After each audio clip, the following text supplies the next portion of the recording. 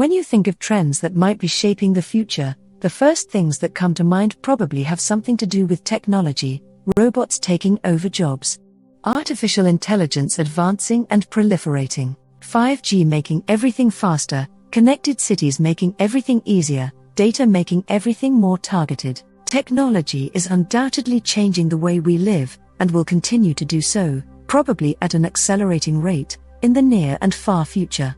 But there are other trends impacting the course of our lives and societies, too. They're less obvious, and while many are tied to technology, some have nothing to do with it. For the past 9 years, entrepreneur and author Rohit Bhargava has read hundreds of articles across all types of publications, tagged and categorized them by topic, funneled frequent topics into broader trends, analyzed those trends, narrowed them down to the most significant ones, and published a book about them as part of his Non-Obvious series.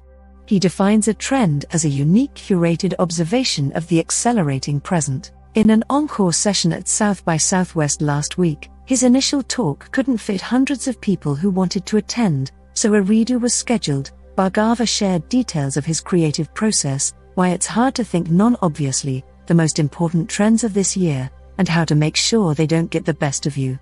Thinking differently. Non-obvious thinking is seeing the world in a way other people don't see it, Bhargava said. The secret is curating your ideas. Curation collects ideas and presents them in a meaningful way. Museum curators, for example, decide which works of art to include in an exhibit and how to present them. For his own curation process, Bhargava uses what he calls the haystack method. Rather than searching for a needle in a haystack, he gathers hay, ideas and stories, then uses them to locate and define a needle, a trend.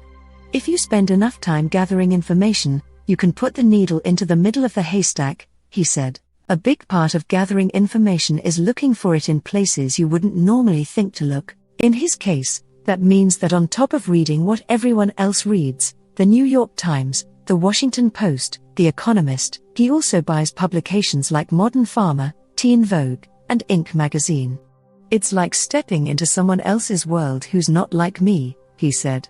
That's impossible to do online because everything is personalized. 3 common barriers make non-obvious thinking hard. The first is unquestioned assumptions, which are facts or habits we think will never change. When James Dyson first invented the bagless vacuum, he wanted to sell the license to it, but no one believed people would want to spend more money up front on a vacuum than not have to buy bags. The success of Dyson's business today shows how mistaken that assumption, that people wouldn't adapt to a product that, at the end of the day, was far more sensible, turned out to be. Making the wrong basic assumptions can doom you, Bhargava said. The second barrier to thinking differently is constant disruption. Everything is changing as industries blend together, Bhargava said. The speed of change makes everyone want everything, all the time, and people expect the impossible. We've come to expect every alternative to be presented to us in every moment, but in many cases this doesn't serve us well. We're surrounded by noise and have trouble discerning what's valuable and authentic. This ties into the third barrier, which Bhargava calls the believability crisis. Constant sensationalism makes people skeptical about everything, he said. With the advent of fake news and technology like deepfakes, we're in a post-truth, post-fact era, and are in a constant battle to discern what's real from what's not. Future trends. Bhargava's efforts to see past these barriers and curate information yielded 15 trends he believes are currently shaping the future. He shared 7 of them, along with thoughts on how to stay ahead of the curve. Retrotrust. We tend to trust things we have a history with. People like nostalgic experiences, Bhargava said. With tech moving as fast as it is, old things are quickly getting replaced by shinier, newer, often more complex things. But not everyone's jumping on board, and some who've been on board are choosing to jump off in favor of what worked for them in the past.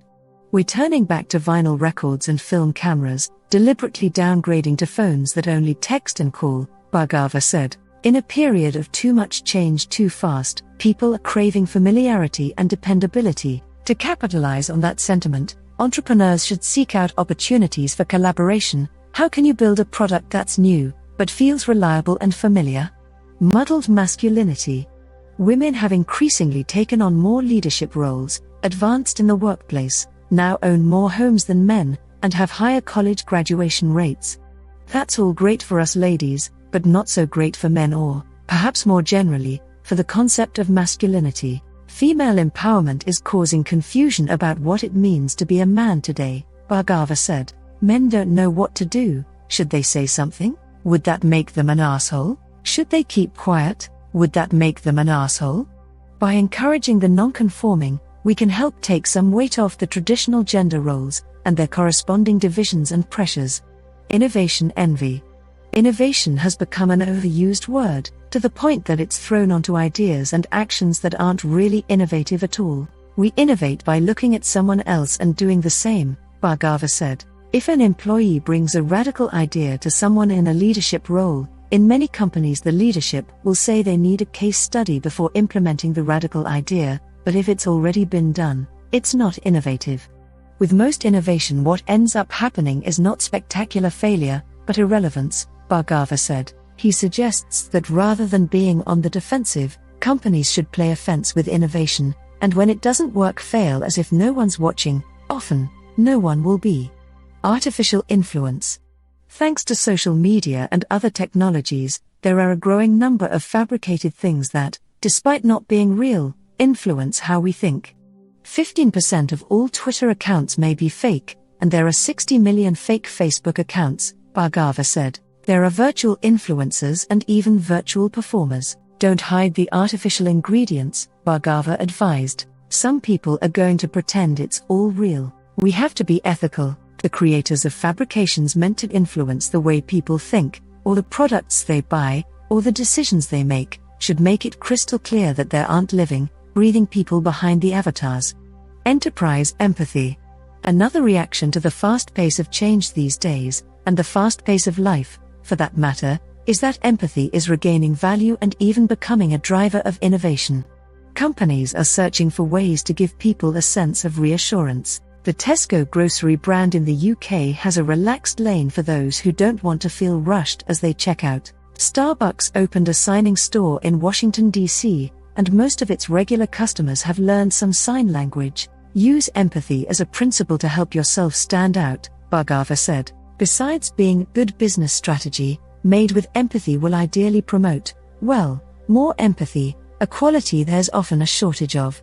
Robot renaissance. From automating factory jobs to flipping burgers to cleaning our floors, robots have firmly taken their place in our day-to-day lives, and they're not going away anytime soon.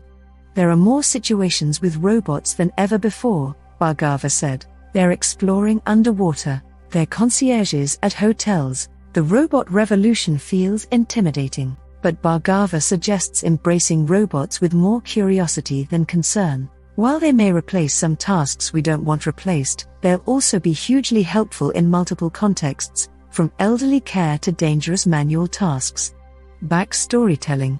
Similar to Retrotrust and enterprise empathy, organizations have started to tell their brand's story to gain customer loyalty. Stories give us meaning, and meaning is what we need in order to be able to put the pieces together, Bhargava said. Stories give us a way of understanding the world. Finding the story behind your business, brand, or even yourself, and sharing it openly, can help you connect with people, be they customers, co-workers, or friends. Tech's ripple effects. While it may not overtly sound like it, most of the trends Bhargava identified for the future are tied to technology, and are in fact a sort of backlash against it. Tech has made us question who to trust, how to innovate, what's real and what's fake, how to make the best decisions, and even what it is that makes us human. By being aware of these trends, sharing them, and having conversations about them, will help shape the way tech continues to be built, and thus the way it impacts us down the road. Thanks for watching. Please like and subscribe for more.